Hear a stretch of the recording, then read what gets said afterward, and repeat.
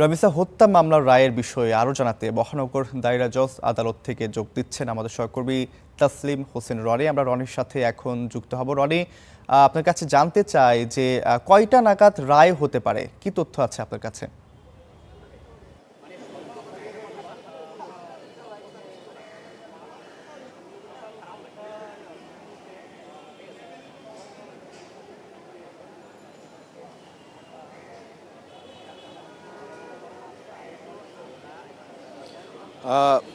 রৌফ, আপনি জানেন যে আজকে রামিসা হত্যা মামলার রায় কার্যকরের কথা রয়েছে এবং এই রায় আজকে লেখা হয়ে গেলে আজকে এই রায়টি কার্যকর হবে। বিচার বিভাগের ইতিহাসে মাত্র 5 কার্য দিবসে 16 জন সাক্ষীর সমাপ্তি, যুক্তিতর্ক এবং আত্মপক্ষ শুনানির মধ্য দিয়ে এই রায় কার্যকর হবে এবং এই রায়ের ভিতর দিয়ে আসামির সর্বোচ্চ সাজা চেয়েছেন রাষ্ট্রপক্ষ এবং রাষ্ট্রপক্ষর এই চাওয়ার প্রেক্ষিতে আসামিপক্ষর আইনজীবী তাদের যাবজ্জীবন সাজা না চেয়ে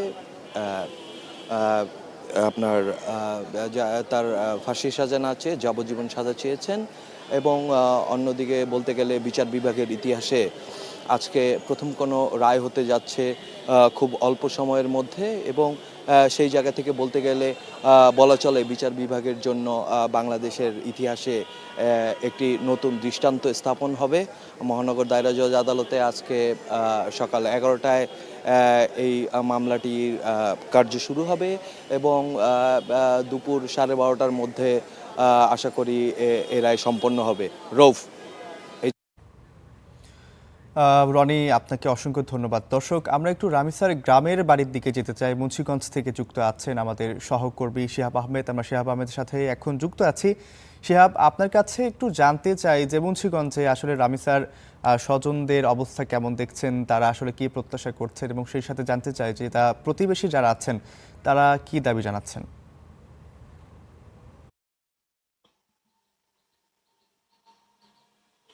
রৌফ, আপনি জানেন আজ রামিসা হত্যাকাণ্ডের 19তম দিন এবং দেশের ইতিহাসে প্রথম কোনো ফৌজদারি মামলা যার বিচার কার্য মাত্র 4 কর্মদিবসের মধ্যে সম্পন্ন হয়েছে এবং আজকে 5ম কার্যদিবসের দিন এই রায়টি ঢাকার যে মহানগর দায়রা ও জজ আদালতের শিশু সহিংসতা দমন ট্রাইব্যুনাল রয়েছে সেখান থেকে ঘোষণা করা হবে এবং এই ঘোষণাকে কেন্দ্র করে রামিসার গ্রামের বাড়ির যে আত্মীয়রা রয়েছেন এবং এই এলাকার প্রতিবেশী যারা রয়েছেন তাদের মধ্যে এক ধরনের উচ্ছ্বাস কাজ করছে। পাশাপাশি তারা বলছেন শুধু রায় ঘোষণা নয়, এটি যাতে দ্রুত কার্যকর হয় এবং এটি এই দেশের জন্য একটি দৃষ্টান্ত স্থাপিত হয়ে থাকে সেই প্রত্যাশা তারা করছেন। বিশেষ করে সকাল থেকে আমরা দেখছিলাম এই এলাকার শিশু যারা রয়েছেন স্কুলগামী, তাদের প্রত্যেকের সাথেই একজন করে অভিভাবক তারাও স্কুলে করে তাদের শিশুদের নিয়ে যাচ্ছেন। অর্থাৎ তাদের মধ্যে এই ঘটনার পর থেকেই এক ধরনের আতঙ্ক কাজ করছে। তারা আসলে নির্বিঘ্নে সেই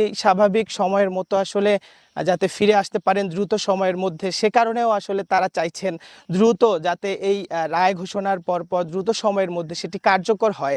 রামিসার বাবা যিনি রয়েছেন হান্নান মোল্লা, তিনি মুন্সিগঞ্জের এই মধ্য শিয়ালদী এলাকায় তার গ্রামের বাড়ি হলেও তিনি ছোটবেলা থেকেই শেরপুরে সেখানে পড়ালেখা করেছেন এবং ব্যবসায়িক কাজে দীর্ঘ বছর ছিলেন।